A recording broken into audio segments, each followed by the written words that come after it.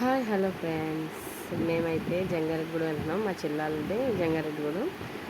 అయితే ఆ ఊర్లో ఫంక్షన్ ఉంది, బర్త్డే ఫంక్షన్ ఉందనేసి వెళ్తున్నాం.